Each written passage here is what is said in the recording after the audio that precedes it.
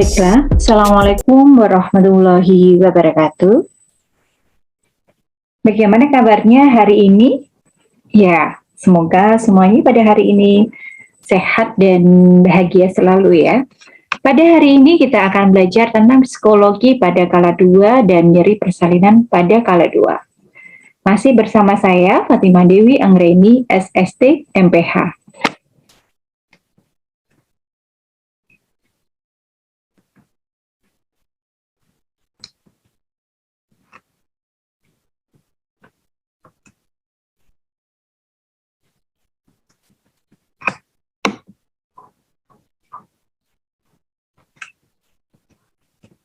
Oke, kita belajar ya. Perubahan apa saja sih perubahan psikologi ibu bersalin kala 2 ya? Seperti yang kita ketahui bahwasanya ibu bersalin itu akan mengalami banyak hal yang terjadi pada dirinya sendiri ya. Dimana kadang-kadang sebuah persalinan, sesuatu kejadian persalinan itu kadang-kadang membuat momok yang menakutkan bagi beberapa ibu ya. Dan kadang-kadang bahkan ibu berpikir bahwasanya persalinan itu sakit gitu. Ya, kenapa bisa seperti itu? Kenapa sih persalinan itu tuh terasa menyakitkan ya? Jadi kadang-kadang wanita itu punya mempersepsi bahwasanya yang ada di benak mereka bahwa persalinan itu menyeramkan. Ya, jadi mereka itu ibaratkan kalau mau bersalin itu seperti menantang maut, bertaruh nyawa, dan bahkan kadang sudah taruhan nyawa ya seperti itu. Jadi kadang-kadang mereka tuh agak sedikit takut dan sedikit khawatir ketika sudah mengalami persalinan, takut jika terjadi sesuatu hal ya.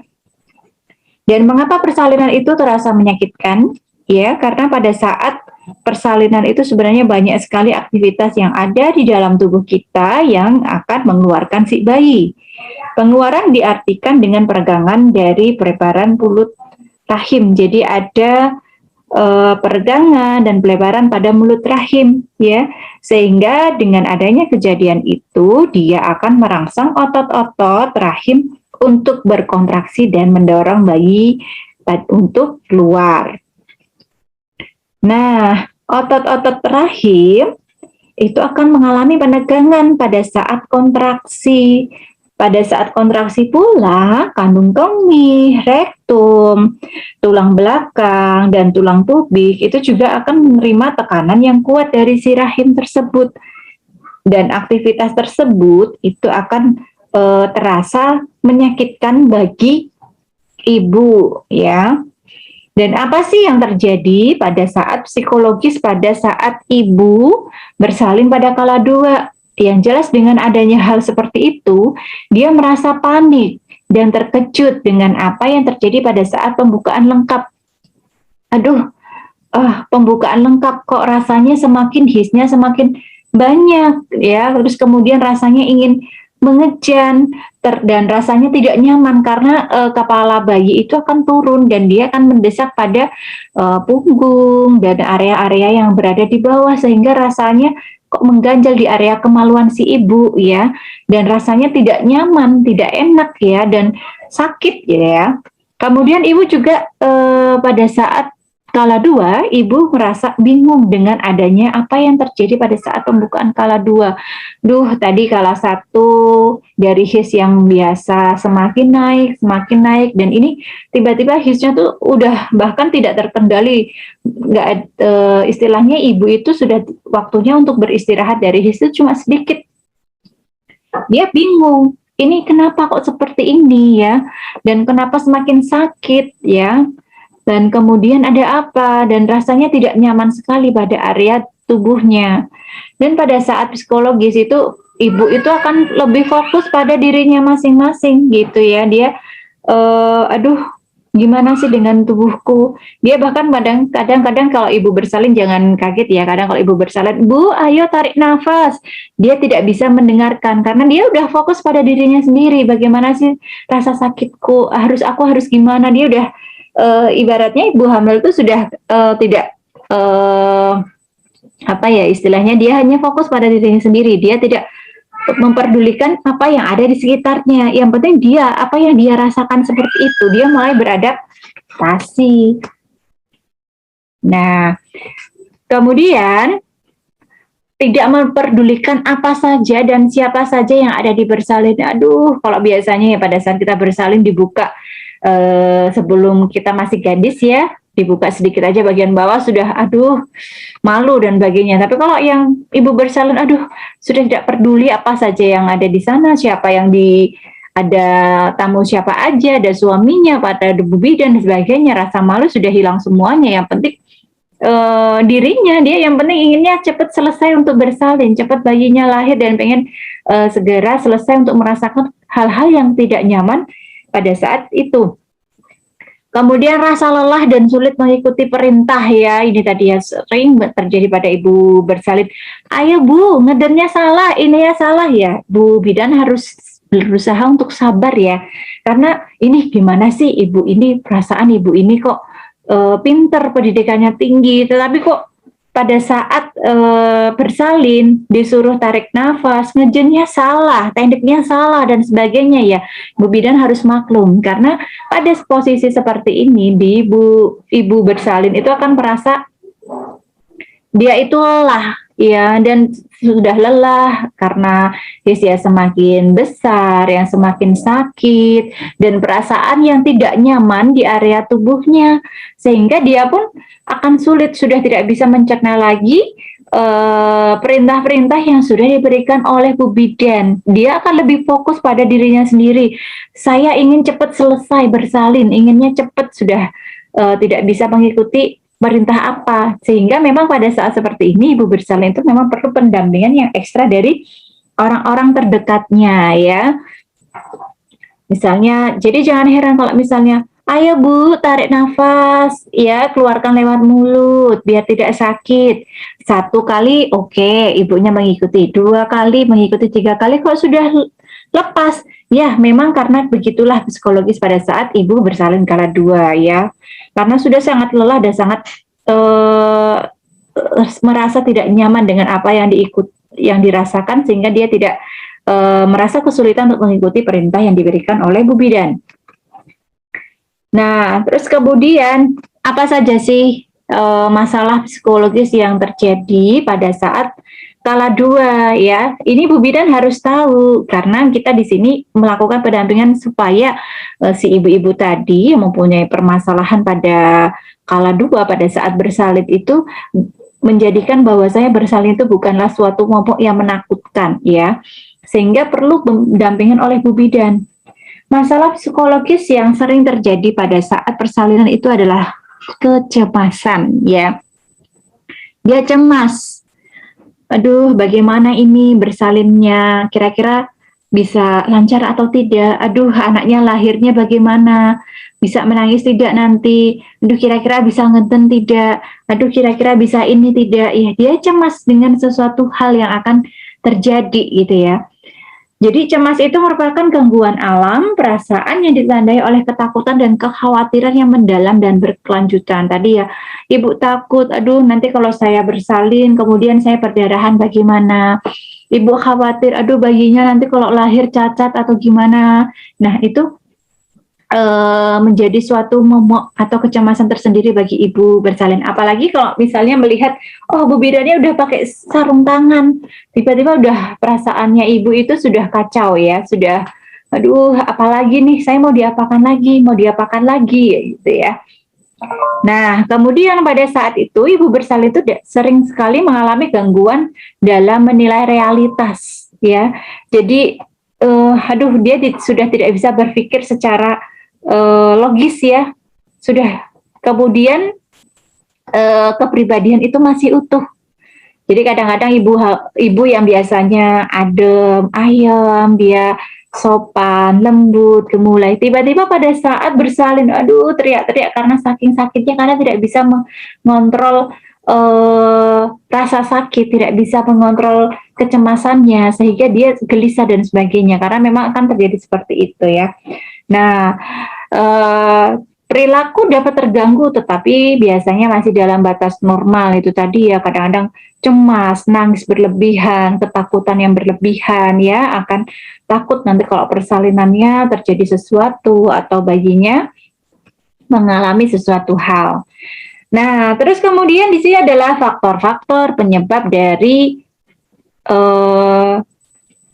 kondisi psikologis dari ibu hamil, ibu bersalin tersebut. Yang pertama itu adalah nyeri, ya, karena nyeri yang semakin intensitasnya semakin banyak, semakin panjang, dan dia juga intensitasnya semakin lama, semakin ambang, nyerinya semakin sakit itu ya, jadi dapat menimbulkan kecemasan atau gangguan pada psikologis ibu pada saat bersalin.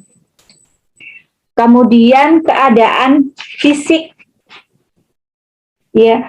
Jadi keadaan fisik itu misalnya pada saat persalinan, ternyata dokternya dia menggunakan episiotomi atau menggunakan penyanyatan pada perineum, penggunaan alat-alat yang lain seperti forceps, vakum untuk dapat membantu pengeluaran bayi ya, sehingga pada saat itu ibu akan merasa semakin sakit, atau pada saat persalinan itu berlangsung sangat lama sehingga ambang sakitnya juga semakin ibu merasa nyeri lebih banyak ya.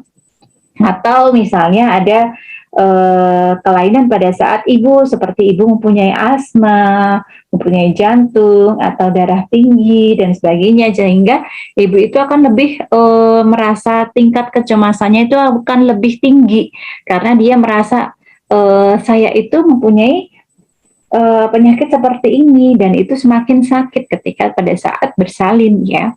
Kemudian riwayat pemeriksaan kehamilan. Nah, ternyata pada saat pemeriksaan kehamilan itu ibunya mempunyai permasalahan, sehingga pada saat bersalin ibu mempunyai beberapa faktor yang dapat memperparah ketika pada saat bersalin ya. Misalnya nih, ibu dengan kondisi tekanan darah tinggi atau asma, sehingga pada saat bersalin itu akan lebih parah atau lebih berisiko ya. Kemudian yang selanjutnya adalah pengetahuan. Ibu tidak tahu proses bersalin itu yang benar itu seperti apa. Ibu tidak tahu bagaimana cara untuk teknik mengurangi rasa nyeri dan sebagainya, sehingga karena ibu tidak tahu, ibu merasa cemas dengan adanya permasalahan yang sedang dihadapi tersebut ya. Kemudian dukungan lingkungan sosial ya, misalnya di sini ternyata ibunya mau bersalin, tapi suaminya tidak mau mendukung atau suaminya tidak ada di sampingnya ya, itu pun sudah membuat ibu tuh semakin, sudah cemasnya double, sakitnya semakin double karena tidak ada orang yang berada di sekitarnya yang memang dia yang ibu rasa bisa membuat ibu nyaman, atau yang memang dipakai untuk ibu, oh kalau ada suami dia akan lebih nyaman. Nah, apalagi kalau misalnya ibunya ini ketemu dengan bidan yang bidannya juga galak, ya sudah tidak ada suami, ketemu bidan, bidannya aja wajahnya sudah serem, galak gitu ya. Nah, otomatis bukannya bu bidan itu justru akan menolong ibu, tetapi justru akan memperparah rasa kecemasan dan rasa sakitnya si ibu tersebut. Nah, kemudian selanjutnya adalah pendidikan ya, karena pendidikan ibu yang memang pendidikannya lebih rendah gitu ya, itu pasti akan mempunyai pengetahuan yang relatif juga terbatas, sehingga dia pun juga akan mempunyai kecemasan yang lebih tinggi dibandingkan dengan ibu-ibu yang mempunyai pendidikan yang tinggi. Kemudian bagaimana cara mengatasi masalah psikologis pada ibu bersalin? Nah, yang pertama, ibu bersalin, kondisi-kondisi emosional yang terjadi pada ibu bersalin biasanya dipengaruhi oleh timbulnya rasa sakit dan rasa tidak enak, tidak nyaman pada saat persalinan berlangsung. ibunya sudah sakit, ya, punggungnya sakit sekali, punggungnya nyeri, kemudian hisnya semakin panjang, semakin sakit, dan badannya merasa tidak enak, kepala si bayi itu nyundul-nyundul di bawah, sehingga ibu merasa tidak nyaman. Nah, perasaan sakit dan tidak nyaman tersebut itu otomatis akan berembes kepada kondisi emosional. Ibu akan lebih cemas, ibu lebih takut, lebih merasa sakit, ya. Kemudian bidan yang empati, ya. Jadi di sini adalah bagaimana sih cara mengatasinya. Berarti kalau bidannya itu lebih care, bidannya itu lebih tanggap terhadap, oh ternyata Bu bersalin Bu A ini merasa sakit di area punggung, dikasihlah terapi. Nah, ibunya, Bu bidannya tanggap. Kemudian Bu bidan ketika merasa, aduh pasiennya kok merasa, Bu bidan saya sakit ini gitu ya. Bu bidannya lebih tanggap, lebih care, oh iya Bu, ngomongnya juga baik. Bu bidannya care, perhatian, otomatis untuk si ibu itu akan merasa lebih tenang ya dibandingkan dengan bidan-bidan yang terasa galak atau lihat aduh sudah sakit pada area punggung, terus kemudian lihat bu bidannya itu mukanya aku galak sekali, otomatis si ibu itu semakin stres ya. Kemudian peran suami atau pendamping ya ini sangat penting sekali ya, karena dengan adanya suami sebagai pendamping itu akan sangat-sangat mempengaruhi kondisi emosional si ibu, kondisi kekuatan ibu, dan tentunya dengan adanya suami itu akan membuat rasa nyaman, nyaman dan aman bagi ibu pada saat bersalin ya. Kemudian memberikan dukungan fisik, emosional, dan psikologis ya, tentunya perlu sekali ya, karena memang psikologis ibu bersalin itu memang banyak sekali masalahnya ya. Nah, kemudian itu tadi ya, salah satu dari penyebab masalah psikologis pada ibu bersalin itu adalah nyeri ya, seringnya nyeri pada saat kala 2.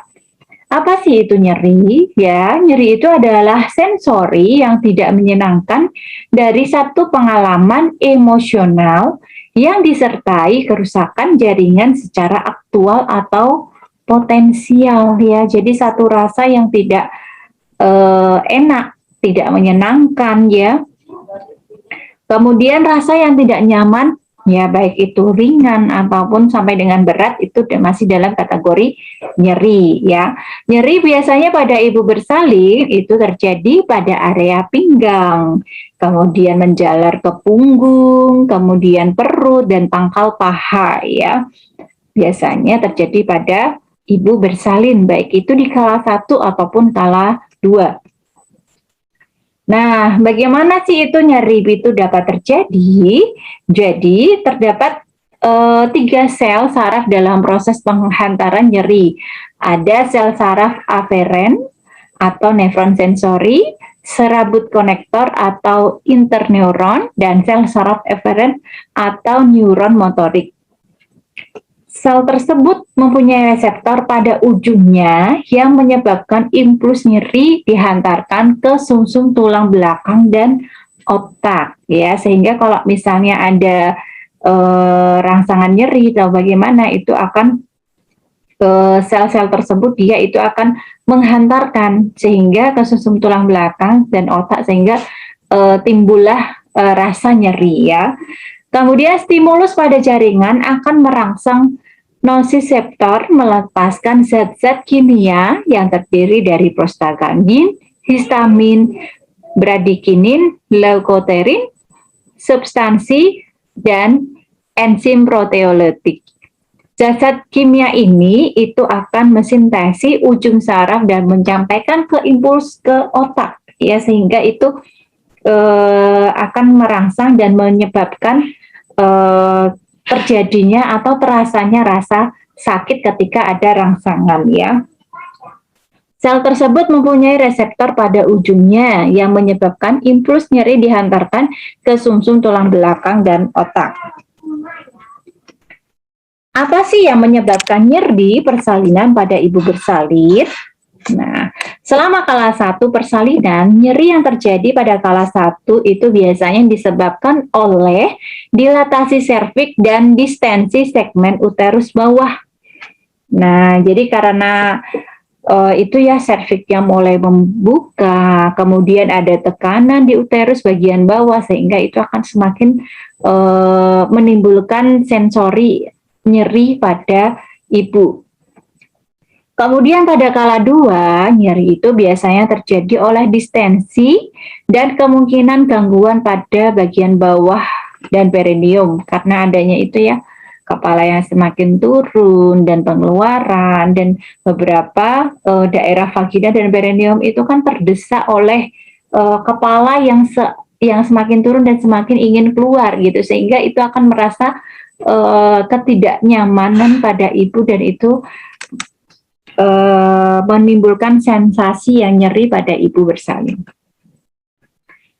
Kemudian faktor fisik ya, tindakan pada saat persalinan tadi ya, misalnya pada saat bersalin kok ternyata ada episiotomi ya, itu menimbulkan rasa sakit, ada vakum ya, kemudian ada gangguan pada saat persalinan sehingga perlu tindakan-tindakan yang lainnya yang itu dapat menimbulkan efek sakit atau efek nyeri yang bertambah pada ibu bersalin ya. Kemudian persalinan berlangsung lama, sudah kala 1-nya lama, kala 2-nya ternyata juga lama ya. Sehingga ini menimbulkan rasa sakit yang juga semakin lama pada saat ibu bersalin. Kemudian penyakit yang muncul saat persalinan, tadi ya misalnya asma, jantung dan sebagainya, sehingga akan memperparah kondisi-kondisi tersebut pada saat ibu bersalin ya. Terus yang terakhir adalah pemeriksaan jalan lahir yang berulang-ulang. Bu bidannya nih sering banget ya namanya periksa dalam celap-celup itu. Padahal kan tidak diperbolehkan kita terlalu sering untuk melakukan pemeriksaan dalam berulang-ulang. Apalagi misalnya nih yang sering terjadi di lahan adalah kita habis si bidan A sudah meriksa, kemudian ganti jaga bidan B meriksa lagi, bidan C meriksa lagi sehingga berulang-ulang dan itu akan membuat rasa yang tidak nyaman dan semakin sakit pada ibu bersalin. Kemudian faktor psikologis ya, misalnya ini ya ibunya sendirian melahirkan tanpa ada suami, tanpa ada keluarga itu dia merasa sendiri, dia harus berjuang sendiri sehingga dia akan menimbulkan semakin terasa nyerinya tuh nyerinya tuh akan semakin terasa. Ibu merasa lelah, letih ya, ternyata persalinannya kok kala 1 tuh panjang, apalagi lama, apalagi ibunya tidak dalam kondisi mungkin istirahatnya sebelum persalinan istirahatnya kurang, ibunya sudah lelah ya. Kemudian rasa haus dan lapar ya, ibunya belum makan, belum minum ya, sehingga dia tidak mempunyai tenaga untuk bersalin ya, sehingga rasa ambang nyerinya atau permasalahan psikologis itu semakin terasa ya. Biasanya kan kadang-kadang orang kalau misalnya lapar itu kalau semakin marah ya disenggol sedikit bagikan makan ya. Jadi memang harus dalam kondisi ibu itu harus kita motivasi, harus kita fasilitasi terkait dengan nutrisinya juga ya. Kemudian yang selanjutnya adalah pikiran sakit. Jadi ibu itu sudah punya mindset bahwasanya bersalin itu sakit, bersalin itu tidak enak, bersalin itu nyeri dan sebagainya, sehingga ibu itu akan merasa oh ya sudah bersalin itu berarti sakit gitu ya. Nah dengan kondisi seperti itu karena dia sudah punya mindset bahwasanya bersalin itu sakit, pada saat ada his atau sebagainya dia akan semakin terasa lebih sakit gitu ya.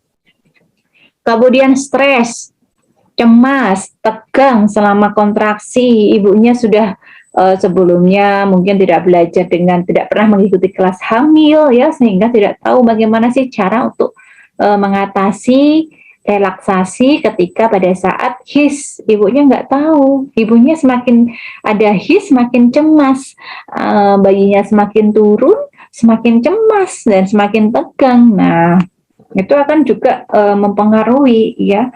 Terus selanjutnya ketakutan ya, karena udah ada mindset kadang ya, wah nek bersalin itu taruhan hidup ya, hidup dan mati seorang ibu. Bagaimana nanti kalau misalnya pada saat bersalin ada apa-apa dengan saya, ada apa-apa dengan anak saya, sehingga ibu mempunyai pikiran-pikiran yang takut terlebih dahulu ya, sehingga dengan perasaan ketakutan tersebut itu akan lebih memperparah kondisi ibu.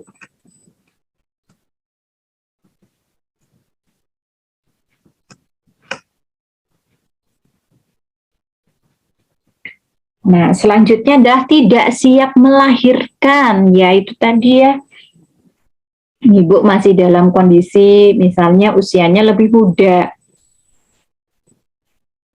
belum siap ya, secara umur belum siap, belum, atau misalnya harusnya lahirnya itu lebih harusnya ateran, tiba-tiba bayinya prematur, sudah mau melahirkan, dia kaget, belum siap untuk melahirkan ya.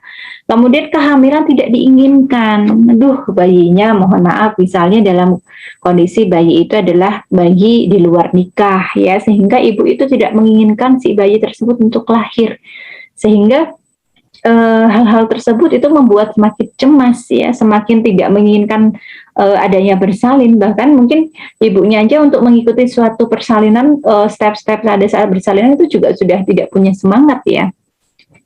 Pengalaman buruk atau trauma, nah ini sering terjadi ya pada saat bersalin. Aduh, anak pertama dulu saya di sesar, anak pertama saya dulu di vakum, di epis, di ini, aduh, dan itu sakit banget, dan itu luar biasa gitu ya. Kemudian pada saat mau bersalin sekarang, ibu merasa, aduh nanti bagaimana kalau ternyata saat saya bersalin sekarang akan sama terjadi seperti yang dulu ya, ibu sudah trauma.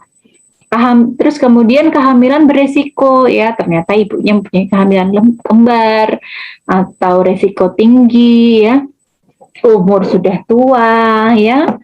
Nah, sehingga hal-hal tersebut itu membuat ibu itu semakin cemas, nanti bagaimana kalau terjadi sesuatu hal yang tidak diinginkan ya. Terus yang terakhir adalah tenaga kesehatan dan situasi persalinan yang kurang bersahabat. Ternyata bu bidannya galak, ya. Terus kemudian tempat bersalinnya itu suram, sengap, kotor, ya. Dan bidan-bidan yang ada di rumah sakit tersebut itu ternyata galak, tidak senyum ketika ketemu pasien, ya. Kemudian sepaneng, wajahnya cemberut terus ya, itu semakin akan menambah ibu untuk semakin berat pada saat permasalahan psikologisnya. Jadi di sini kalau misalnya besok adik-adik semuanya menjadi seorang bidan, jadi memang harus smile ya, harus banyak senyum, banyak bersahabat dengan ibu. Jangan semakin ketika ibu datang ke klinik Anda bukannya menjadi sehat, bukannya menjadi ceria, tetapi malah tertekan karena Anda wajahnya muram, ya, kemudian galak, ya, dan sebagainya. Jadi buatlah suasana pada saat bersalin itu menjadi suasana yang bersahabat. Nah, terus kemudian kalau nyeri itu ada nggak sih teknik-teknik untuk pengurangan rasa sakit ya? Ada beberapa macam ya. Yang pertama adalah teknik pengurangan rasa sakit dengan tindakan medis yang mana dilakukan dengan pemberian obat-obatan ya. Misalnya bisa pemberian analgesi pereda rasa sakit ya. Biasanya digunakan ada analgesik petidin yang pertama, biasanya diberikan pada fase aktif dengan dosis 50 mg, 100 mg atau 150 mg sesuai dengan kebutuhan si pasien. Kemudian yang B adalah analgesik meptid diberikan pada fase awal sebanyak 100 mg ya. Tentunya dengan tindakan medis tersebut yang ada di sini Bu Diran itu tidak boleh memberikan secara sendirian. Jadi memang harus kolaborasi dengan dokter SP, spesialis of skin ya. Kemudian yang kedua bisa diberikan suntikan epidural atau teknik pembiusan ya. Yang mana teknik dari epidural itu akan memblokir impuls saraf dari bagian tulang belakang bagian bawah ya, sehingga nanti sistem sarafnya itu tidak akan menghantarkan, ambang nyerinya itu akan lebih relatif ditekan. Nah, biasanya diberikan suntikan 500 ml cairan ke pembuluh darah ya. Jadi pada saat ini Ibu dibius supaya tidak sakit ya. Kemudian yang ketiga adalah spinal atau pembiusan lokal area punggung dengan jarum kecil ya, biasanya pada area-area tertentu. Jadi tidak dilakukan pembiusan dari awal. Jadi di sini Ibu masih sadar ya. Kemudian yang keempat adalah ILA ya, menyuntikkan atau ILA biasanya disuntikan obat pereda rasa sakit pada melewati tulang belakang, yang mana biasanya diberikan pada pasien dengan dilatasi teratur dari awal, diberikan pada pembukaan di atas 4 cm ya. Di sini masih dengan pembiusan lokal ya.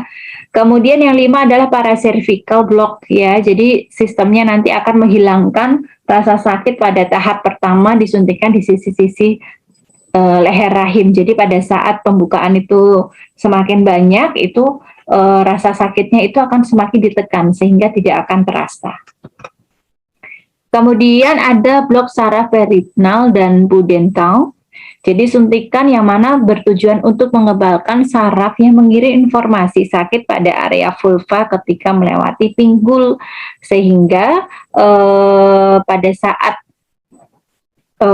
vulva terbuka dan pembukaan serviks semakin banyak dan kepala yang semakin menekan pada area pinggul ya, si ibu itu tidak akan merasa sakit yang berlebihan.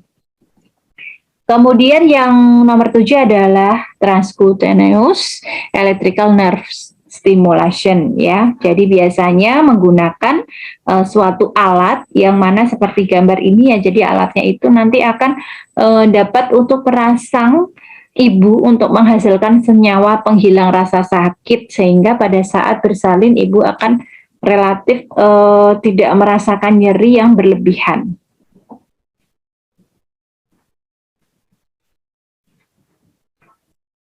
Ya, selanjutnya adalah teknik pengurangan rasa sakit dengan metode alternatif ya.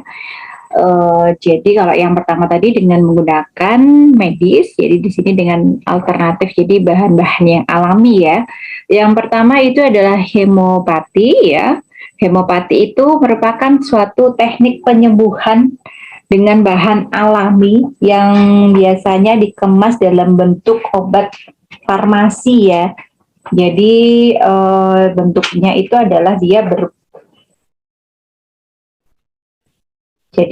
berasal dari bahan-bahan alami yang mana itu sudah dikemas dengan sedemikian rupa sehingga dia itu akan berbentuk seperti obat-obatan sesuai dengan standar medis ya. Biasanya obat-obatan itu yang hemopati itu biasanya dapat meningkatkan resistensi tubuh terhadap infeksi, dapat mempercepat waktu penyembuhan dan mencegah timbulnya komplikasi juga ya, sehingga itu nanti dan dapat digunakan untuk menekan beberapa sensor-sensor yang mana nanti dapat mengurangi rasa sakit pada saat persalinan.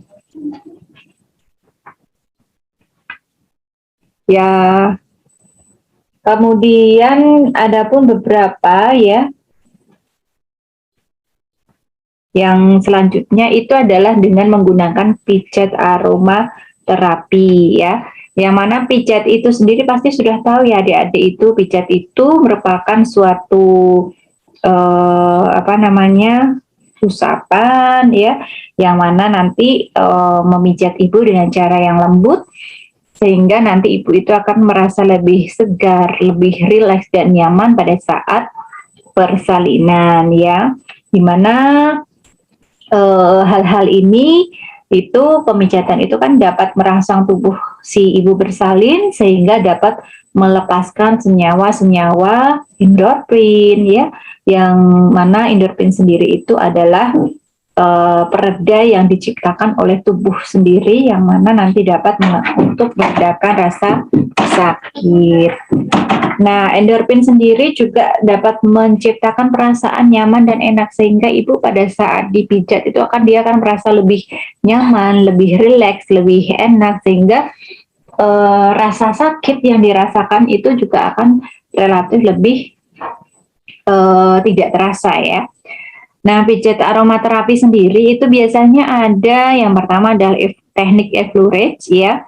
Jadi dia itu biasanya teknik pemijatan yang berupa usapan yang dia lebih lembut, lebih lambat, panjang dan tidak terputus-putus ya. Biasanya teknik ini dia akan menimbulkan efek relaksasi ya. Kemudian yang kedua itu adalah counter pressure ya, yang mana itu biasanya menggunakan tekanan yang lebih kuat ya, dengan cara meletakkan tumit atau tangan bagian datar dari tangan, yang mana dia itu akan lebih menekan bagian tertentu dan lebih kuat ya dibandingkan effleurage. Kalau effleurage itu kan dia lebih mengusap lembut, tapi kalau untuk counter pressure dia itu ada beberapa tekanan ya. Kemudian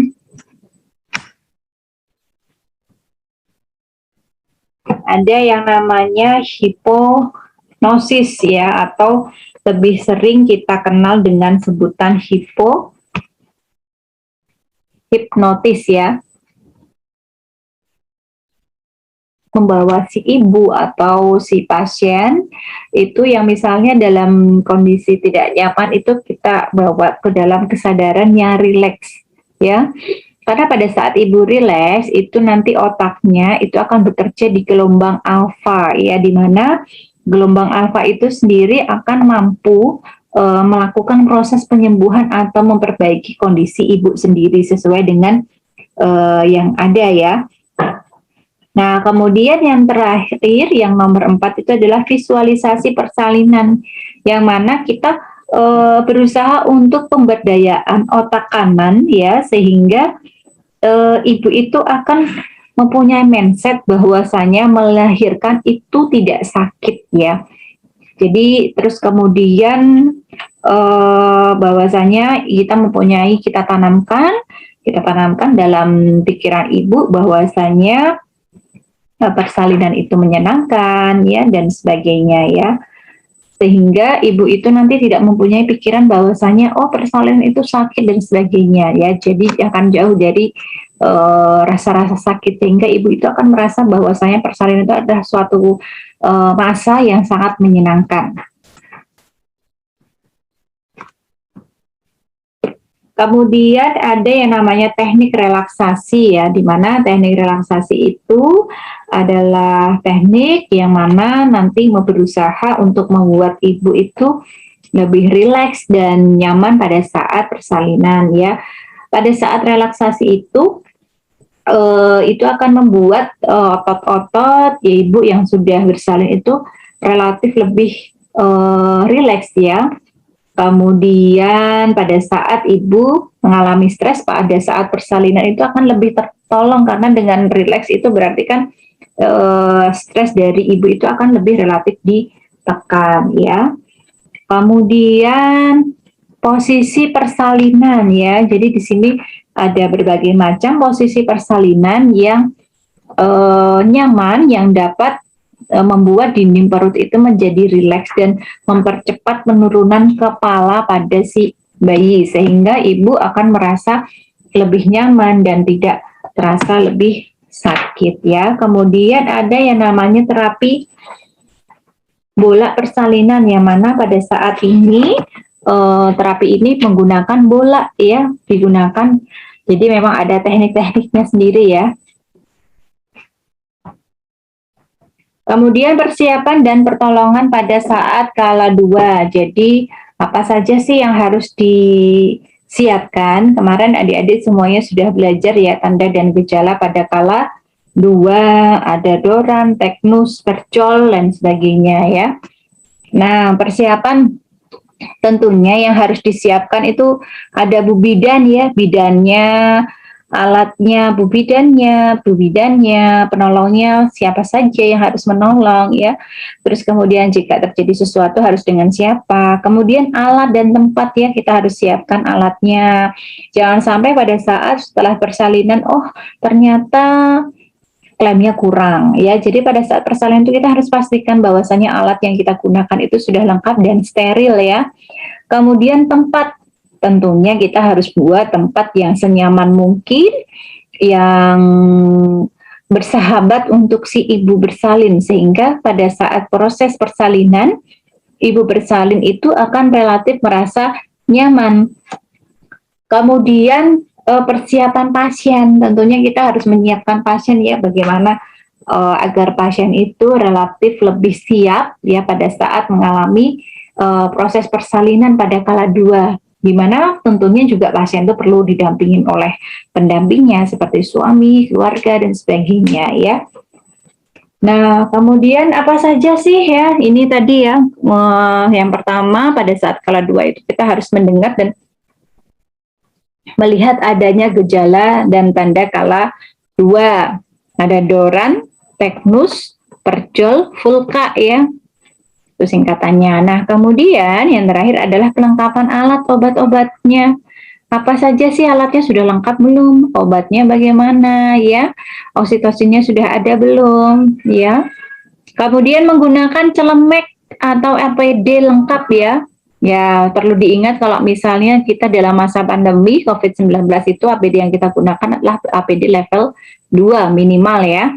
Kemudian pelepasan perhiasan dan mencuci tangan, jangan lupa ya, yang mempunyai perhiasan, cincin, jam dan sebagainya yang banyak di tangan-tangannya, silahkan itu dapat dilepas ya, karena pada saat kita menolong persalinan menggunakan perhiasan itu akan yang pertama dapat mengganggu kita pada saat menolong si pasien, dan atau bahkan mungkin perhiasan cincin kita itu juga bisa melukai beberapa bagian dari pasien tersebut ya.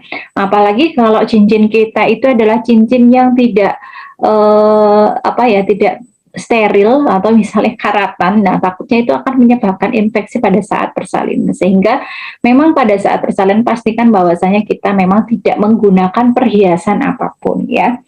Kemudian pakai sarung tangan ya, menyiapkan oksitosin, kita patahkan dulu oksitosinnya, kemudian siapkan diambil di spet, kemudian bersihkan vulva dan vagina, kemudian lakukan pemeriksaan dalam, kita pastikan bahwasanya ibu sudah dalam kala 2, tadi sudah ada tanda dan gejalanya, sudah dilihat, sekarang kita pastikan data O-nya, kita lihat, oh ternyata ibunya sudah dalam kala 2, sudah pembukaan lengkap ya.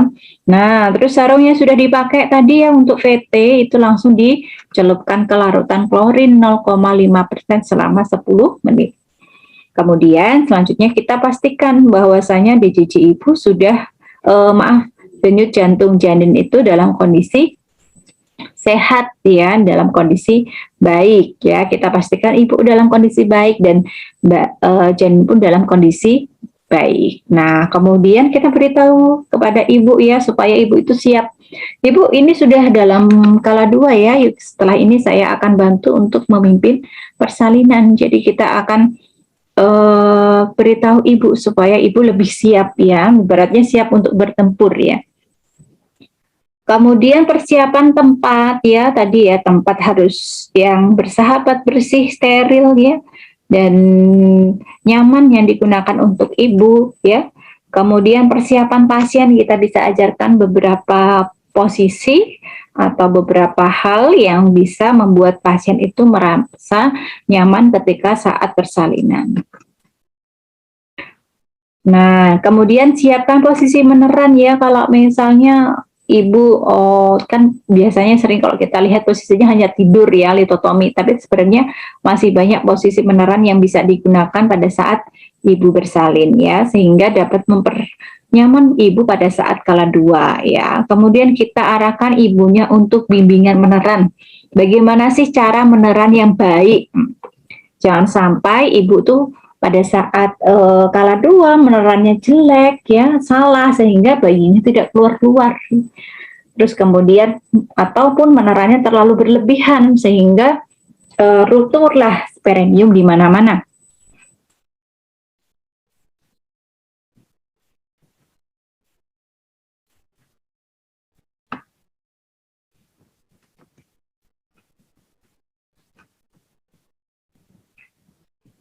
Ya, persiapan kala 2 untuk selanjutnya itu adalah meletakkan handuk bersih berada di atas perut ibu, ya, sedangkan di bagian bawah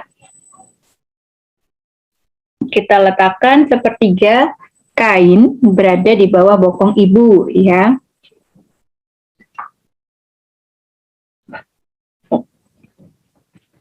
Kemudian kita buka partus set, cek kelengkapan alatnya lagi. Kemudian kita akan bantu untuk melahirkan kepala, ya. Yang pertama yang perlu diperhatikan, jadi untuk proses persalinan itu merupakan suatu proses yang alami, ya, sehingga tidak perlu kita lakukan manipulasi atau kita tarik-tarik, ya, kecuali kalau memang ada suatu permasalahan, ya, atau melakukan tindakan apapun pada perineum sampai kepala tampak di vulva. Jadi tidak perlu seorang bidan itu tangannya masuk-masuk narik-narik kepala dan sebagainya, itu tidak perlu karena kita tinggal andalkan dari kekuatan si ibu, ya. Kemudian menahan perineum untuk menghindari laserasi perineum pada saat diameter kepala janin sudah tampak 5 sampai dengan 6 cm di depan vulva atau yang sering kita sebut stenen, ya. Jadi tangan kita itu bagian bawah menahan untuk perineum supaya tidak ada laserasi. Jadi robeknya itu tidak ke bawah, tidak kemana-mana. Sedangkan yang tangan kita satunya itu adalah menahan kepala, ya, dengan memberikan tekanan terukur pada kepala, belakang kepala dengan 3 jari kiri diletakkan pada kepala untuk menahan posisi defleksi dan membantu lahirnya kepala sehingga bayi itu tidak akan defleksi yang terlalu hebat, ya, sehingga kita bisa untuk tangan satunya itu adalah untuk dapat mengontrol, ya, defleksi si bayi tersebut sehingga tidak robek juga di area atas, ya. Kemudian kita setelah bayi ibu tadi kan mengejan, ya, kemudian setelah kepala itu sudah keluar, kita anjurkan ibu untuk menaran dan bernafas cepat dan dangkal. Jadi tidak perlu nafas yang tadi ngejen panjang gitu, tapi cepat dan dangkal, ya. Kemudian setelah kepala lahir, tunggu beberapa saat untuk memberi kesempatan kepada janin agar tidak terjadi putar paksi, agar dapat terjadi putar paksi luar, ya. Jadi kepala sudah lahir, kita cukup menunggu supaya si janin itu berputar, ya. Kemudian kita cek adanya lilitan tali pusat. Kemudian setelah kepala lahir, kita akan bagian yang selanjutnya melahirkan pada area bahu, ya. Setelah kepala memutar paksi luar, kedua tangan penolong diletakkan pada kedua parietal anterior dan posterior, ya. Ya, di parietal kedua tangan kita. Kemudian lakukan gerakan tekanan, kita arahkan ke bawah, kemudian kita arahkan ke atas sehingga nanti bahu baik depan dan belakang itu akan lahir, ya. Untuk selanjutnya adalah melahirkan seluruh tubuh, ya. Jadi setelah bahu posterior lahir, geser tangan bawah ke arah perineum. Sangga kepala janin dengan meletakkan tangan penolong pada bahu, ya, yang sering kita sebut dengan sangga. Kemudian tangan di bawah menopang samping lateral janin di dekat simfisis pubis. Secara simultan, tangan kita menyusuri dari bahu, siku, dan tangan, kemudian sampai kaki.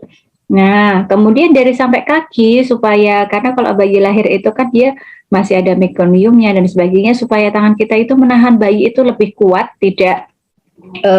bayi tidak akan cepat jatuh atau terlepas, ya. Kita selipkan jari telunjuk tangan atas di antara kedua kaki, ya, sehingga kita akan menahan kaki itu dengan baik. Pada saat melahirkan tubuh janin ini ada yang namanya sangga susur tadi, ya, menyangga area kepala dan menyusuri dari bahu sampai dengan kaki.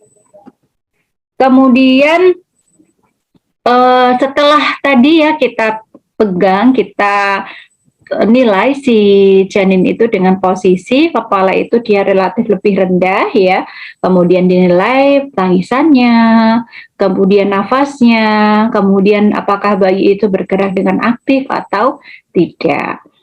Kemudian letakkan bayi di atas handuk di atas perut ibu dengan posisi kepala sedikit rendah. Keringkan sambil kita berikan rangsa taktil dan tutup handuk dengan handuk yang bersih. Nah, selanjutnya itu adalah pasang klem tali pusat pertama dengan jarak 5 cm dari dinding perut bayi. Tekan tali pusat dengan 2 jari, urut ke arah ibu, pasang lagi klem yang kedua dengan jarak 2 cm dari klem pertama, kemudian kita letakkan tangan kiri sebagai penolong untuk melindungi perut janin. Kemudian pakai gunting tali pusat DTT, potong tali pusat di antara kedua klem ya. Kita pastikan bahwasanya tangan kita yang satu melindungi ya, karena pada saat kita menggunting jangan sampai gunting kita itu juga melukai si perut bayi. Kemudian setelah kita lakukan potong tali pusat itu ada yang namanya proses IMD ya. Jadi kalau zaman dulu bayi lahir itu kan kita timbang dulu, kita mandikan dulu dan sebagainya. Tapi kalau sekarang itu semuanya sudah tidak ya. Jadi langsung kita lakukan IMD dengan cara kita ya tadi setelah bayi itu kita potong tali pusat, kita ganti dengan kain kering, kita selimuti ya. Bisa sampai dengan kepala atau misalnya daerah kepala itu kita berikan topi. Kemudian kita lakukan inisiasi menyusu dini atau bila terjadi asfiksia, maka kita lakukan asfiksia terlebih dahulu dengan metode resusitasi, baru kita lanjutkan untuk IMD. Nah, apa sih itu IMD? IMD itu ada early initiation, yang mana itu merupakan permulaan kegiatan menyusu dalam 1 jam pertama setelah lahir. Caranya, bayi menyusu pada 1 jam pertama setelah lahir dengan usahanya sendiri. Jadi artinya di sini itu bayi kita letakkan di antara kedua payudara ibu dan tidak kita pandu untuk mencapai puting. Jadi bayi itu dia akan merangkak sendiri mencari putingnya ya. Atau yang sering kita sebut the breast crawl. Jadi bayi itu akan merangkak mencari payudara ya. Kemudian setelah dia dapat mencari payudara, bayi itu kan biasanya akan mencari putingnya dan mulai menyusu, terus kemudian kita biarkan 30 sampai dengan 1 jam bayi dapat menyusu. Oke, terus kemudian nah IMD itu berapa jam dilakukan ya? Kalau menurut WHO itu dia proses IMD selama 1 jam pertama kehidupan pada saat awal bayi ya. Jadi setelah bayi itu lahir, kita lakukan IMD, kita biarkan ya selama 1 jam. Nah, kemudian menurut Kemenkes juga sudah menuangkan peraturan Menteri Kesehatan 15 tahun 2014 pada pasal 2 yang memberikan anjuran untuk melakukan IMD. Jadi memang ibu bersalin itu sudah bayi lahir itu langsung kita lakukan IMD ya. Dan tenaga kesehatan itu juga wajib melaksanakan IMD pada bayi yang baru lahir pada ibunya, paling singkat minimal itu adalah 1 jam, yang mana itu dilakukan tidak ada kontraindikasi medis yang terjadi. Artinya di sini dalam kondisi bayi sehat, ibu juga dalam kondisi sehat dan memungkinkan untuk kita lakukan IMD. Bagaimana ya langkah-langkah untuk melakukan IMD? Jadi yang pertama, saat bayi lahir, letakkan berada di perut ibu yang sudah kita alasi dengan kering ya, tadi sudah. Kemudian keringkan seluruh tubuh bayi termasuk kepala, kecuali kedua tangannya ya. Kemudian tali pusat dipotong lalu diikat. Kemudian vernix atau lemak putih ya, yang biasanya pada bayi itu tidak perlu dibersihkan karena ini zat yang akan membuat nyaman si kulit bayi, dan biasanya aroma vernix dengan aroma ASI ibu itu sama, sehingga dengan cara begitu si bayi itu akan relatif lebih mudah menemukan si putingnya. Kemudian tanpa perlu digendong ya, bayi itu kita tengkurapkan berada di dada atau perut ibu dengan kontak kulit secara langsung dari kulit ibu ke kulit si bayinya. Demikian materi kita pada hari ini. Terima kasih sudah berpartisipasi aktif menyimak dari materi yang sudah saya sampaikan. Ada beberapa kata yang ingin saya sampaikan. Memang baik merayakan kesuksesan, tapi ada hal yang lebih penting adalah untuk mengambil pelajaran dari kegagalan. Jadi kalau misalnya kalian semuanya pernah merasakan kegagalan, tidak perlu khawatir ya, karena itu adalah suatu pelajaran yang sangat berharga untuk mencapai kesuksesan. Oke, baiklah, terima kasih banyak. Saya sampaikan, saya cukupkan untuk pertemuan kita pada hari ini. Bila taufiq hidayah, wassalamualaikum warahmatullahi wabarakatuh.